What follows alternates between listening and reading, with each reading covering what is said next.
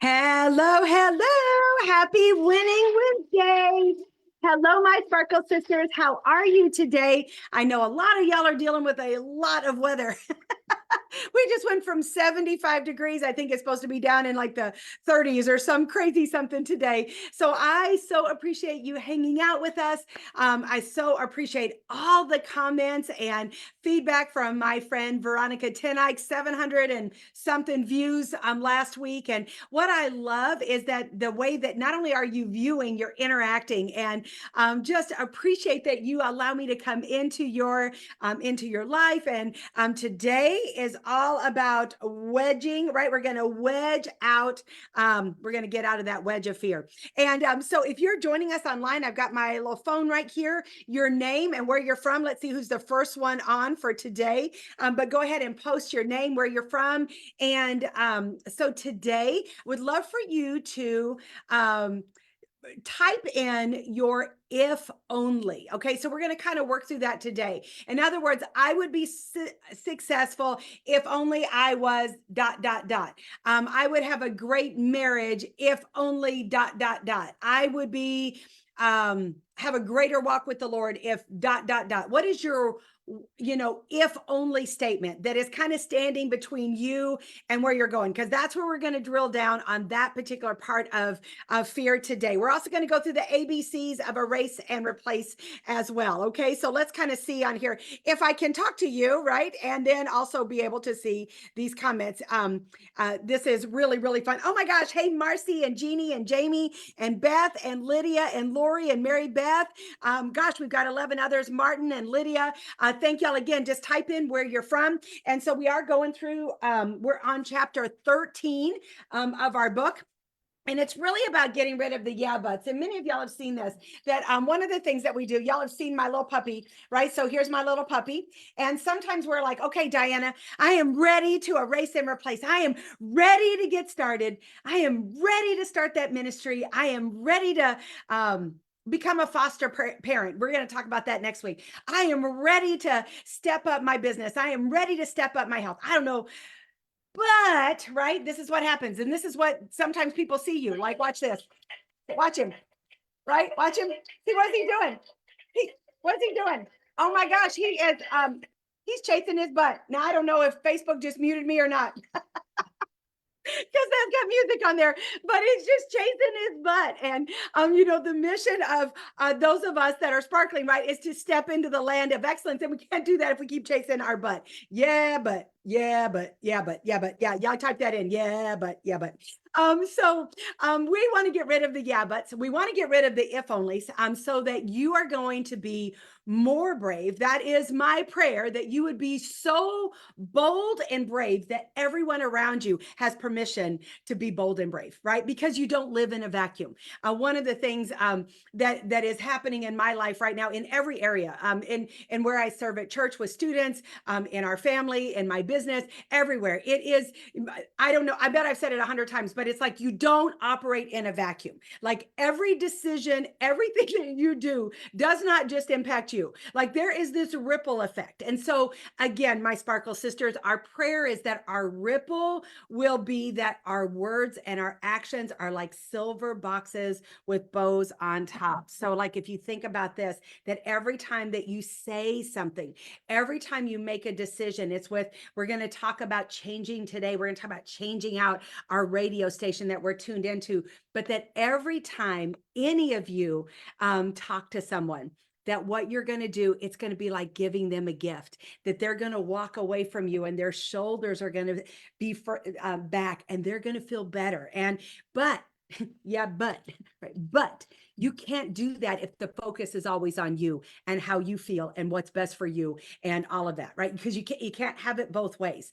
One of the things I've been reminded of this week, when you're ready to step out in faith and not live in the yeah buts, when you're ready, when you feel convicted that it's time to make some sort of step up in your life, is they're just 5 gratitude touches that I start my day with.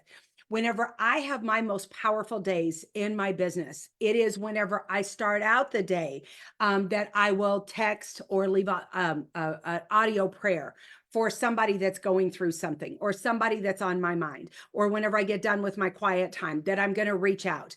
Before I got on with you, I left some prayers for some people. It's whenever I serve the greatest, whenever I lead with serving, whenever I realize that all of you all are a gift in my life, and you all are a gift from the Lord, that this platform is not for me and my ego or my business or anything like that, that this platform, right, is about connecting people.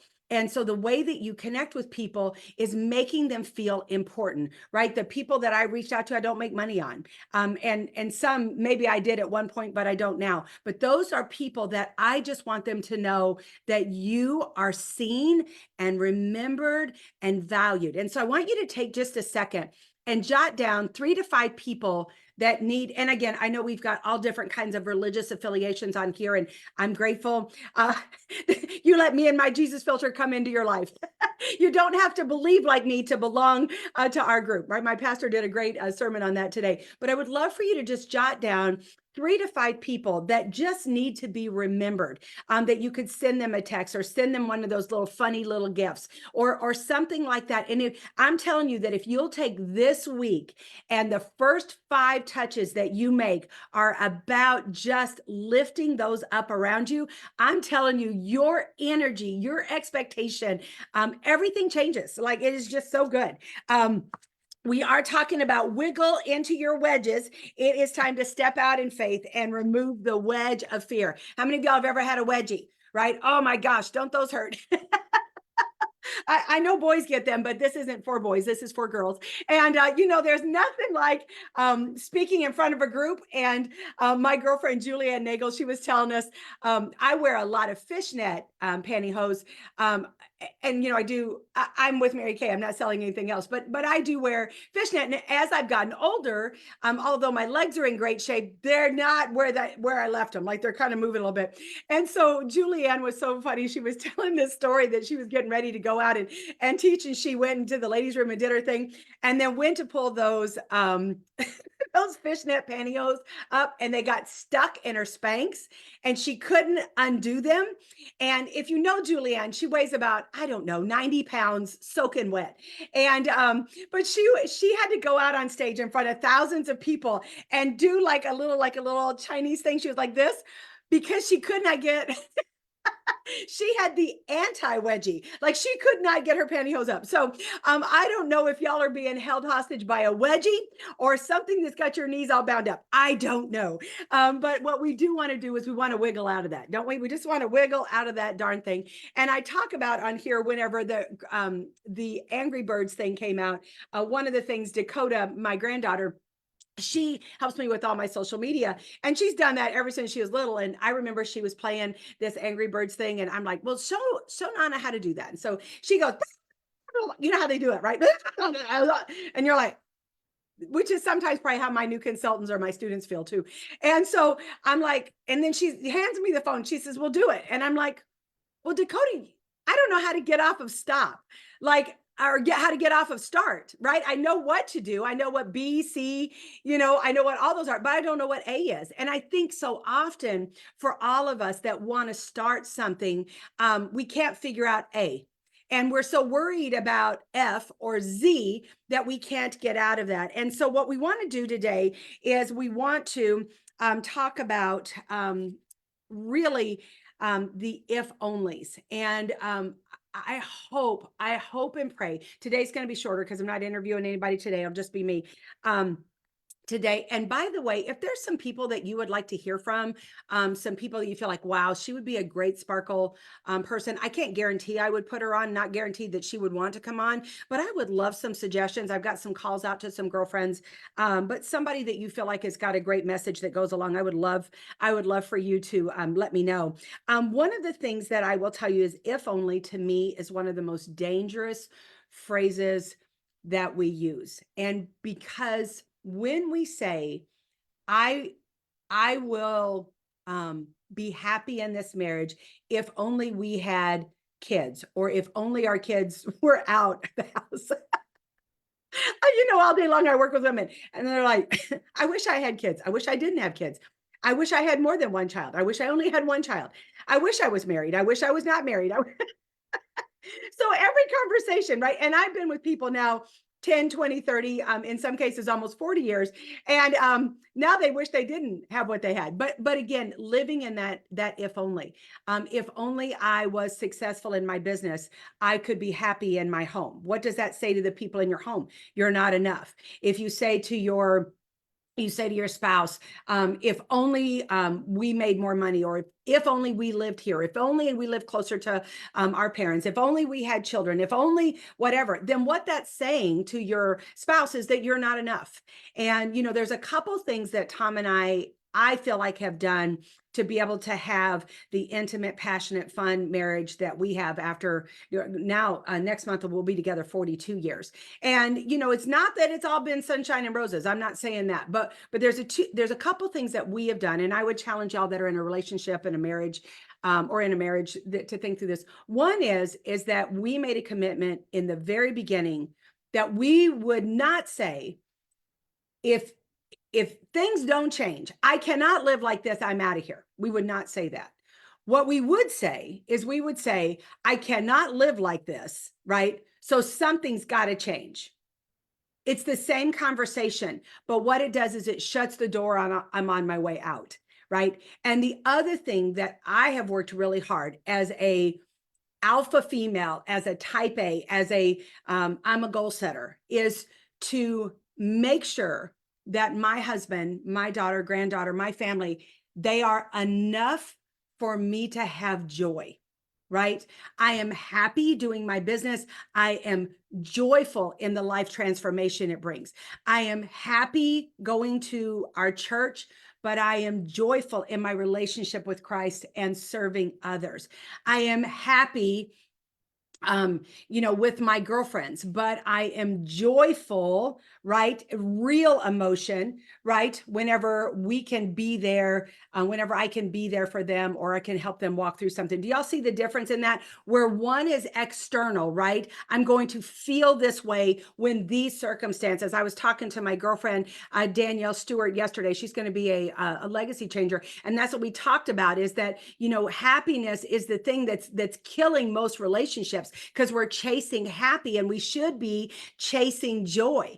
One of the things that I talk about in this chapter is, what do I need to release to have more peace? Type that out. What do I need to release to have more peace? Happy. Happy is what you need to release. Because happy is fleeting. Happy is your perspective. Happy is your hormones. Happy is how much gluten you had. Happy is how much coffee you've had. Joy is deep. Joy is real. Joy is it has nothing to do with circumstances. Joy is serving others. Joy is making a difference in the lives of other people. And so when you live in this if only world, you are only ever operating in happy. Okay. Now this is really funny because I have never really taught this way. So I don't know who needs to hear this. Maybe me. Right? But you're operate over in happy. You're not operating over in peace and joy. Karen Piro, my mentor, always talked about becoming pleasantly dissatisfied, right? I'm pleasantly dissatisfied. In other words, I want more. I'm called to more. I'm convicted to more. I'm willing to work for more. But I am dissatisfied, right? I'm dissatisfied from where I'm at on here, but I am going to enjoy the moment, right? Pleasantly dissatisfied is so important. And that's where you realize that there will always be more to attain, but choose to be peaceful no matter what the scoreboard says, what your family says, whatever the weight on the scale.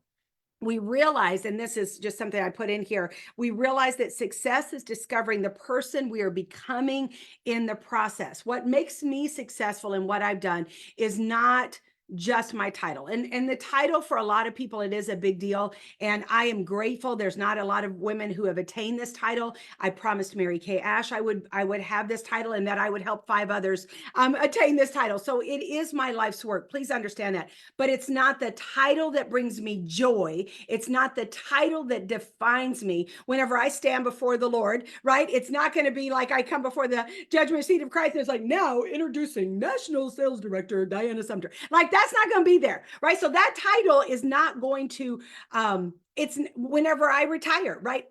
It doesn't matter the title. What I wanted the title for is I knew I was going to have to become a totally different person, the best version. I had to become the best version of me, financially, spiritually, emotionally, mentally. I would have to think things that nobody in my family tree has ever thought. I would have to take more no's than most people could ever imagine. I would have to have more heartbreak than most people could stand. But on the other side of that is that I would have a platform that would be global, that would allow me to speak truth in the lives of people, that I would create a business where people could come in and they could be loved for who they are and not for what they do, right? So I knew that the title, going for the title, is what was going to make me who I am. I love that whenever we talk about that. So when you're working on a goal, if you're in a nonprofit or a ministry, or you're doing something at your house, it's not the finish line, it's who you've got to become in the process. When you're talking about you want to lead your children by example, you want to leave a legacy, right? Money buys choices, but I think it can buy happiness too, because it can buy you time, because we just pay for people to do everything we don't want to do. What it can't buy you is joy. It can't buy you peace, but it can buy you happy, right? But when we talk about leaving a legacy, the legacy is, I feel like, with Samantha and Dakota and their friends who've watched in this rise, right? To watch my walk with the Lord, to watch my marriage with Tom, to watch friendships and all that kind of stuff. It is the process, is the legacy that you give your kids, that not to quit just because I don't feel like it now. I'm not quitting on this marriage. I'm not quitting on this goal. I'm not quitting on this conviction. I'm not giving up. I'm not giving in. I'm not going to give in to these buts that everybody around me tells me that it can happen. And the way I'm going to do that is that I am going to choose to be pleasantly dissatisfied and embrace who I become in the process. It is this tension between the panic-driven life and the purpose-filled life that we were designed to live. When you are chasing happy, it's panic. It is, I'm defined by the scoreboard. I'm defined by where I'm at. But whenever you are going after a calling serves other. Driven is me. Calling is them, right? I hope that the way that I am remembered, what I'm known for, is that I wasn't driven, but that I was called. And I haven't always got that right. But I lived enough in that panic, right, to be able to go through that. So tell me really quick, what are y'all hearing on this? Is this kind of helping you? I want you all to embrace this calling. We're getting to the end of the month, and a lot of y'all got to end of the month. Who are you going to become in the next 48 hours? Not just what do you accomplish, like what fear are you going to come face to face with and push through? What are you going to do that you don't feel like doing because others are watching you? Somebody asked me, how have I been able to do this for 38 years? And I'm like, because I never could figure out the conversation that could justify me quitting, right? Yesterday, this was the greatest opportunity on the planet, but today, not so much. Like there's something that is not ringing right.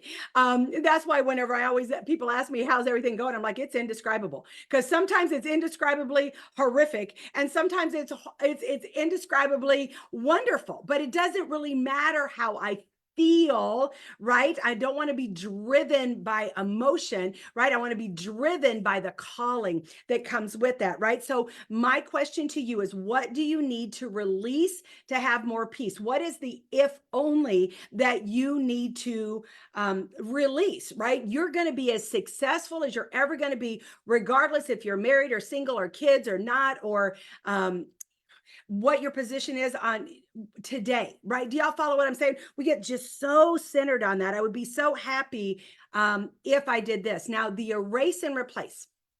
Okay, let me slow down here. So if you were driving down the road, you probably just got a speeding ticket.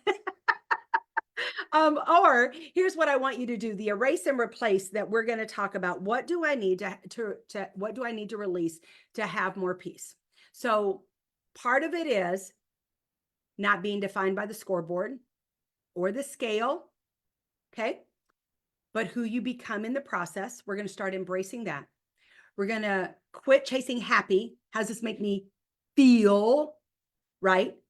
To who do I get to serve? Who am I growing to become? And what I've got on page 47 is, I would only be happy if only I had blah. Fill in the blanks. Do me a favor, fill in the blanks, right?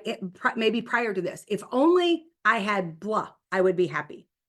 Type that out. Only a couple thousand of your girlfriends will read this. Okay, so there's that. Okay, good. But the erase and replaces, I'm so thankful for, right? If your desire is to have children, and I know a lot of you all want to have children, a lot of you all want your children to grow up and leave, whatever that is. But I'm going to be happy when I have children, or my children get to kindergarten, or whatever that is. I'm just kind of going the family route. Or if only I was married, if only I was not, if only I found a great church, or whatever that is. So what I want you to do is the erase and replace that comes with that is look at your life right now and what are you thankful for? Are you thankful? I'm just, again, using this as an example for your husband, even though you don't have children. Are you thankful for your business, even though you don't have the title, right? Somebody said, well, I want to be at the top so I can have influence. And I'm like, then you're never going to get there, because your influence starts with where you're at. Mary Beth Hunley is one of our next directors, and Mary Kay, that's our top 1%. And I have, of course, she was a CFO of a company, and stepped away from that, is pursuing teaching money management and doing her Mary Kay business. But I watch her. She has got so much influence, because influence is not a title. Influence, right? Influence is leadership, and leadership is influence. Who are you influencing? You can't be a leader if no one is following you. So, and nobody's going to follow you if you're not thankful for them. No one is going to follow you if you're not thankful for them. Your people, whether you're in a nonprofit, a ministry, a business, whatever, your family, they know when you're mad. There's not any of us winning any Academy Awards in how we feel. And my people will tell you, I am a blank slate. Like, how I feel. Like, I don't fake well. So I don't like, however I am, then that's how I feel, right? So what I want y'all to do is I want you to take a look at your life. And if you have a team of some sort, a volunteer team or in your business, I want you to write down the name of every person, and I want you to write down why you're thankful they're in your life. Okay? And then why you had prayed for them to begin with, right? There was a time that you prayed for that person to come in on your team. There was a time when you wished you had a person with those skills. The problem is you have forgotten her skills because you're looking at the scoreboard. And that when you start thanking your team and telling them who they are in how you see them and how you want to be known, not how they're acting right now. That, to me, is why I have loved being in Mary Kay for all these years. Is Karen Puro and my senior director, Connie, and Mary Kay Ash have always talked about who we are, even though we weren't there yet, and that they admired, they wanted to be known for character qualities. The people, your clients, right? For all of you all that are in business, do your clients know how thankful you are for them, regardless if they order or not, regardless of whether they book or not, regardless of whatever that is? When was the last time that you just sat down and sent, just even if it was just a text, I'm so thankful that you choose me. You have got a lot of choices. I'm so thankful that we met at this point, right? So again, happy is how you feel. It's me, it's driven, it's if only, blah, blah, blah. It's exhausting over here. On this side is called, it's serving, it's thankful, it's grateful. It is such a different life. And the amazing part is nothing in your circumstances change initially, but the more you operate over here, everything changes. Everything changes. And so I would love to know on here, let me see where we're at on this. Good. Bonnie says, I've been focusing on these the last couple of weeks. Thank you. Thank you. Yes, right. Yes, Taylor McKnight, Future National. I finally released the position, the title, and the should haves and the would haves, and decided to walk in obedience and trust. What a difference this is, right? Can y'all imagine? What if we, and in fact, our time is up. I was going to go a little bit further, but I'm just going to wrap up. I'm going to wrap up with this worst case scenario, just so we can get through this. And then next week, Amber Westerman's going to be on with us. And she's, so anybody you know that is called to be a foster parent, is a foster parent, involved with that, anyone with special needs children. Nope, I said that wrong. I'm so sorry. Anybody with children with special needs, that's very important that there's a shift. Their special needs doesn't define them, that they're a child that has special needs.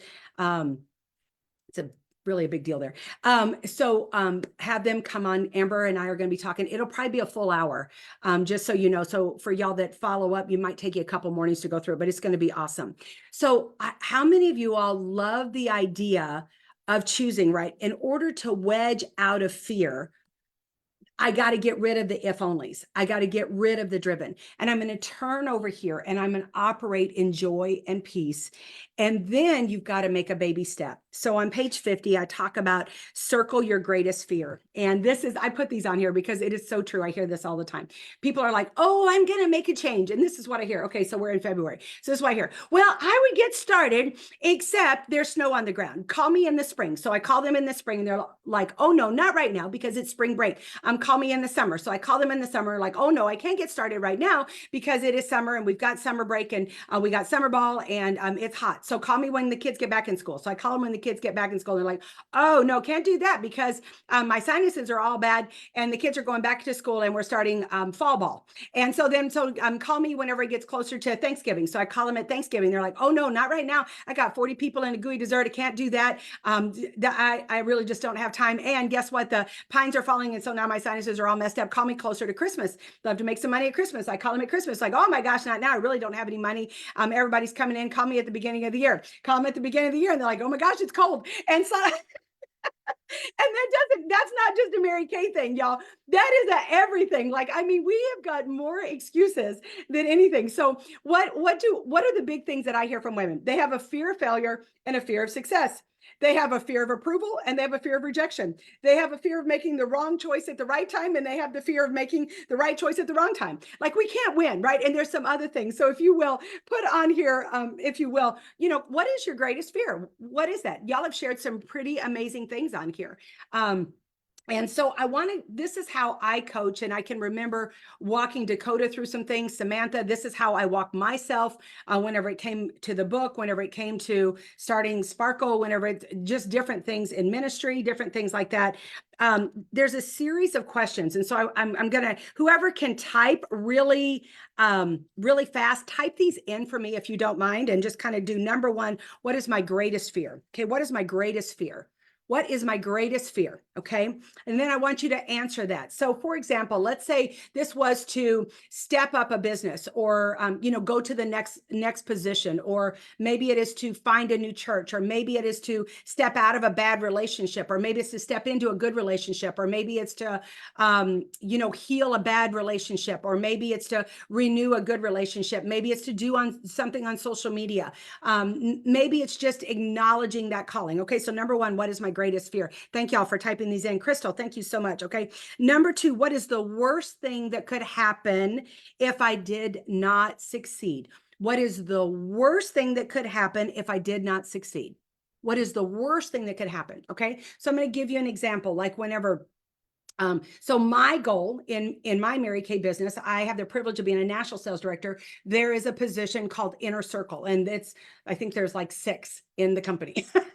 And so that's where I am called to be. So what is my greatest fear in becoming a national sales director is that I would not make it.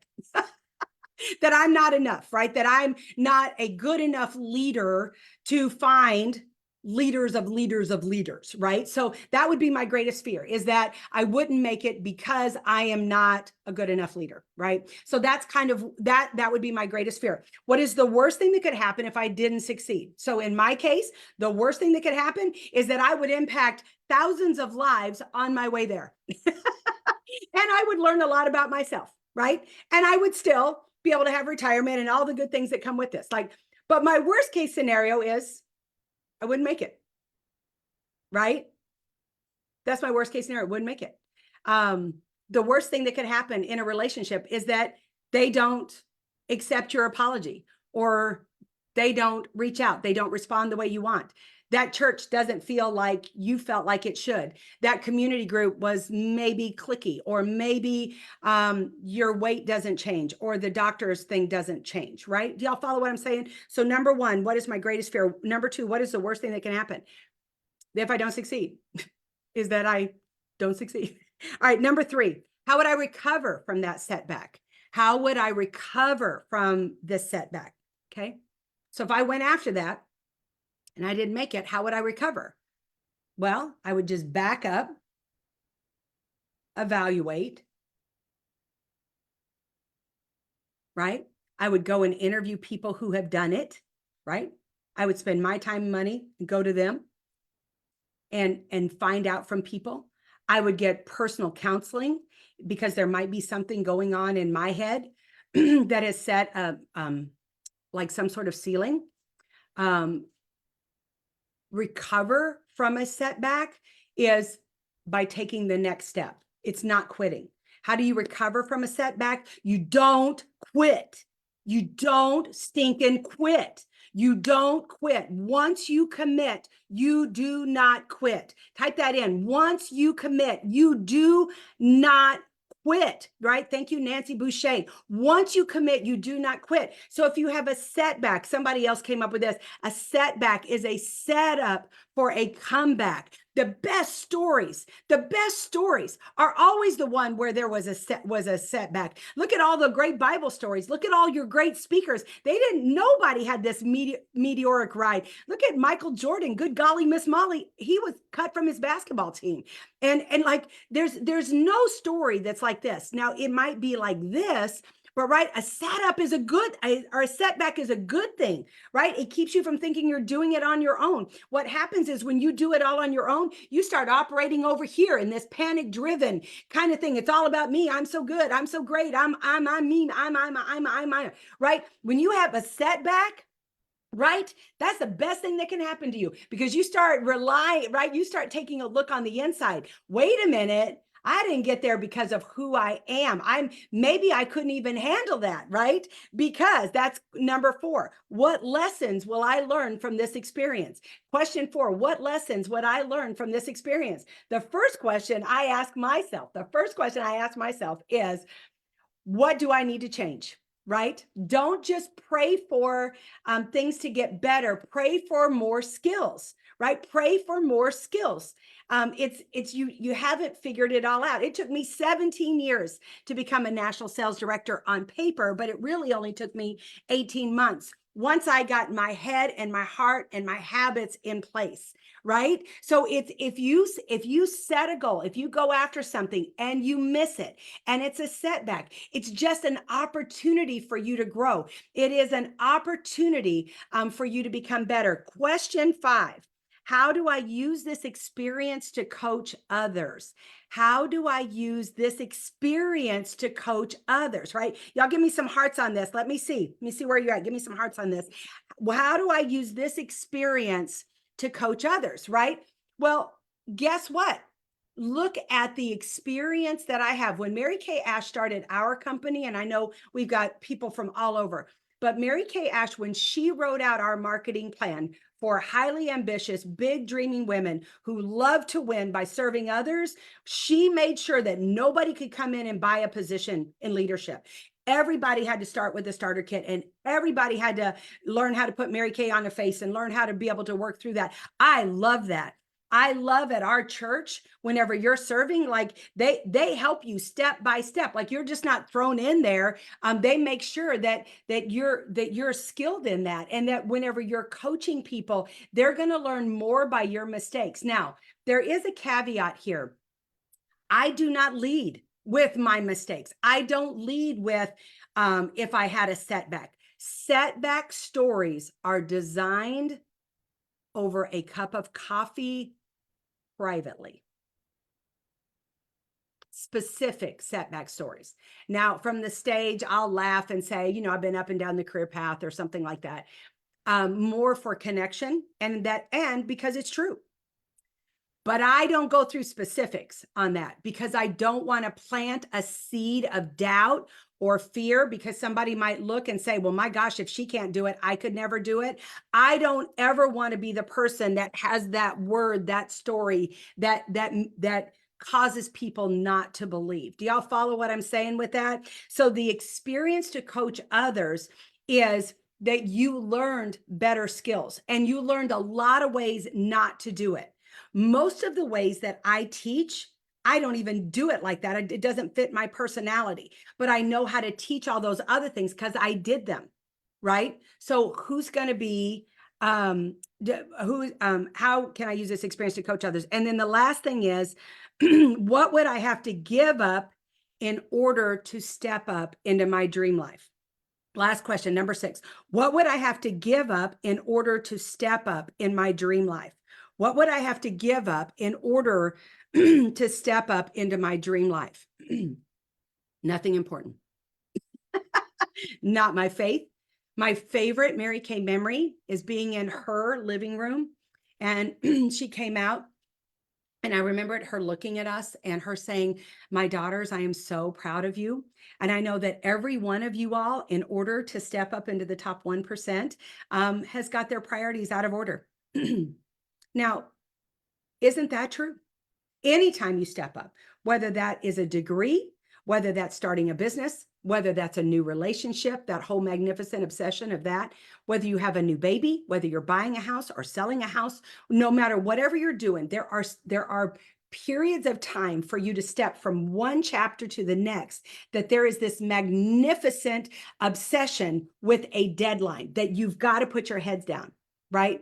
Nobody ever says to a woman, and I said this last week, who works all the time, who goes out and gets a degree, wow, you're going to get your priorities all out of order. But Lord forbid that woman to start a business of some sort, or you're going to lose your, do you know, we talked about it. I don't want to repeat that. But what I'm saying is that I want you to understand that what Mary Kay was acknowledging for a short period of time for us to go from the masses into leadership, that there was there is a tightening of priorities. Just like there has been in other areas of our other times in our life. What Mary Kay said to us was, and it was really the foundation I built my whole organization on, is before you hold another appointment, I want you to put your faith first, get your relationship right with the Lord. And number 2, I want you to put your family second. However, don't ever use them as an excuse to be fearful or lazy. Ouch, right? Don't ever use your family as an excuse to be lazy or fearful, right? And then put your business in the third position. Faith first, family second, career third, not 33rd. Can't chase 2 rabbits and get to the very top. You can chase 2 rabbits and be successful in both. You just can't get, do you know what I'm saying? Just because there's not enough energy. I always say women can do all things. You just can't do all things in all seasons. And we'll talk more about that. So I want you to realize, what did I have to give up in order to go up? Music that didn't serve me well. The words did not serve me well. Books. I remember I used to read, there were some authors that were like murder kind of mystery kind of things.